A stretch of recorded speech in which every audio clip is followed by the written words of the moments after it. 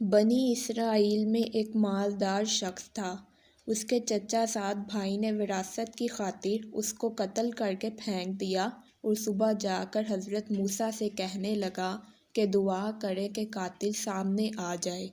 پھر حضرت موسیٰ نے اللہ کے حکم کے مطابق کہا کہ ایک گائے ذبح کرو، اس کا ایک ٹکڑا اس مقتول کو مارو تو وہ خود بخود اٹھ کر اس قاتل کا نام بتا دے گا۔ لوگوں نے یہ سن کر حضرت موسیٰ سے پوچھا کہ وہ گائے کیسی ہونی چاہیے تاکہ ہم سے کوئی غلطی نہ ہو جائے۔ حضرت موسیٰ نے فرمایا کہ ایسی گائے ہو جس سے کوئی خدمت نہ لی گئی ہو اور وہ بے عیب ہو۔ اب وہ لوگ اس قسم کی گائے تلاش کرنے لگے مگر ایسی گائے کا ملنا مشکل تھا۔ پھر انہیں پتہ چلا کہ وہ ایک یتیم بچے کی ملکیت تھی جس میں وہ تمام خصوصیات پائی جاتی تھیں۔ وہ گائے دراصل ایک نیک آدمی کی تھی جس کا ایک چھوٹی عمر کا بچہ تھا۔ اس کے پاس سوائے ایک گائے کے بچے کے کچھ نہ تھا۔ اس نے اس بچیا کی گردن پر مہر لگا کر اسے چھوڑ دیا اور اللہ سے عرض کی کہ میں اس بچیا کو اپنے بیٹے کے لیے تیرے پاس امانت رکھتا ہوں۔ میرا بیٹا جب بڑا ہو جائے تو یہ اس کے کام آئے گی۔ پھر اس نیک آدمی کا انتقال ہو گیا اور بچیا جنگل میں پرورش پائی۔ اس نیک آدمی کا بیٹا بڑا ہوا تو اس کی ماں نے بتایا کہ تیرے باپ نے فلاں جنگل میں تیرے لیے ایک بچیا چھوڑ دی تھی، وہ اب جوان ہو گئی ہوگی، اس کو لے آؤ۔ چنانچہ وہ لڑکا جنگل پہنچا اور اس گائے کو پہچان لیا اور اسے لے کر اپنی ماں کے پاس پہنچا۔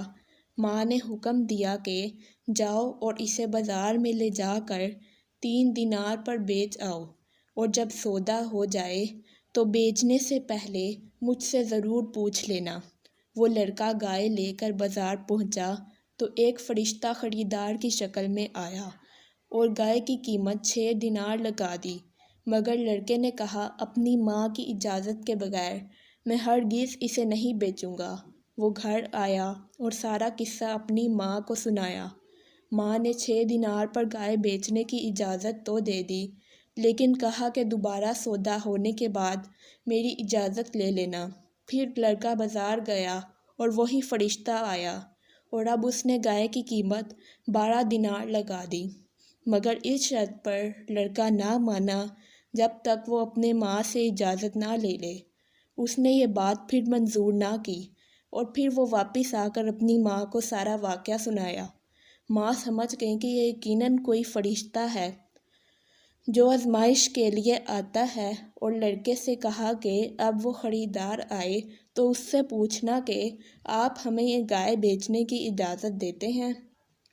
لڑکے نے یہی بات اس خریدار سے کہہ دی تو فرشتے نے کہا کہ ابھی اس گائے کو رکھو اور جب بنی اسرائیل اس کو خریدنے آئیں تو اس کی قیمت یہ مقرر کرنا کہ اس کی کھال کو سونے سے بھر دیا جائے۔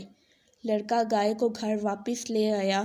یہ گائے ہی ایک ایسی گائے تھی جس کی بنی اسرائیل کو تلاش تھی۔ بنی اسرائیل جب اس گائے کا پتہ چلا تو وہ مکان پر پہنچے تو اس گائے کی یہی قیمت مقرر ہوئی کہ اس کی کھال کو سونے سے بھر دیا جائے۔ پھر بنی اسرائیل نے اس گائے کو ذبح کر کے مقتول کی لاش پر اس کا ایک ٹکڑا مارا تو وہ زندہ ہو کر کہنے لگا کہ مجھے میرے چچا زاد بھائی نے قتل کیا ہے۔ چنانچہ قاتل کو بھی ماننا پڑ گیا اور وہ پکڑا گیا۔